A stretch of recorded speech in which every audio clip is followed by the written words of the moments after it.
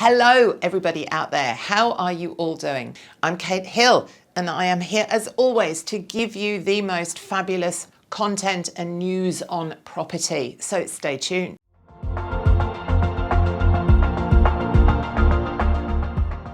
Now, it was only a little over 2 years ago that the shutting of our international borders was seemingly going to see our rental markets flooded with empty properties. And sure, for a short time, the inner city unit stock in Sydney, Melbourne and Brisbane did bear the brunt of the pandemic, but pretty much everywhere else started to experience the exact opposite. In fact, rental vacancy rates that had been falling for a number of years before the pandemic, so their downward trajectory was well entrenched by that time, just kept going down.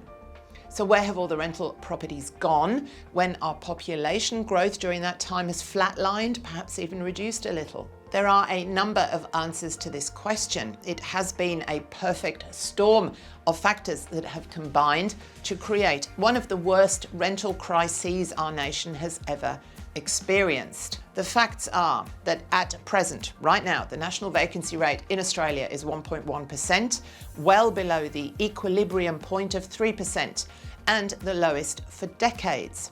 In some capital cities, such as Adelaide, the vacancy rate fell to just 0.2%, which is the lowest ever recorded in any one of our capital cities. The situation is just as severe in Brisbane, Hobart, Perth, Darwin.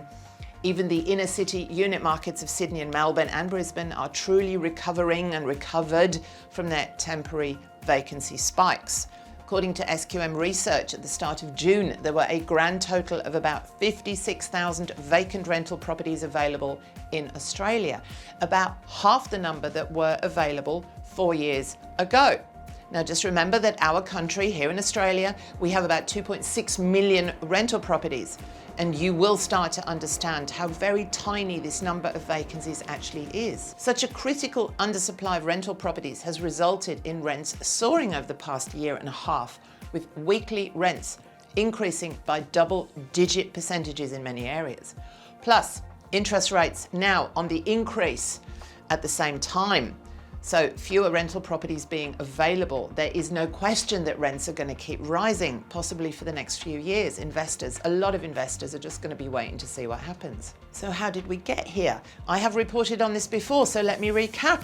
The situation was written in the stars way back in 2017 when someone out there decided it'd be a great idea to make it even harder for investors to secure mortgages, specifically because of the Sydney property market.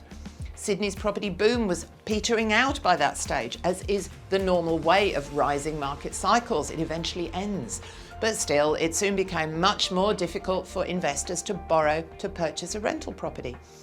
Everywhere around the nation, including in areas that hadn't actually seen any solid property price growth for a number of years. So even if an investor wanted to add to the rental stock, many couldn't secure the finance to do so, which resulted in the volume of investor activity falling for years. Investors hit a record low of just 22.9% in the market in 2020, when their historical average is 35%. Prior to the 2019 federal election, you'll all remember, negative gearing became that political football again, and that hardly inspired the investors who could secure finance to actually go ahead and do so. Then, of course, we had the possibility of investors having to provide free accommodation to their tenants at the start of the pandemic, which didn't eventually come to pass.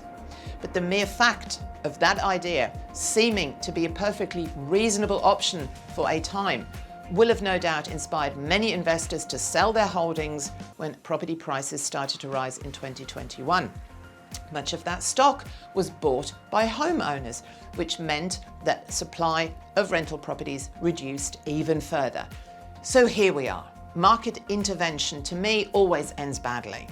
Plus, I think that many investors are really just sick and tired of being the cash cow for the government coffers, as well as the punching bag for many frustrated home buyers, and they've simply had enough, because hating on greedy investors actually seems to be a national sport around here.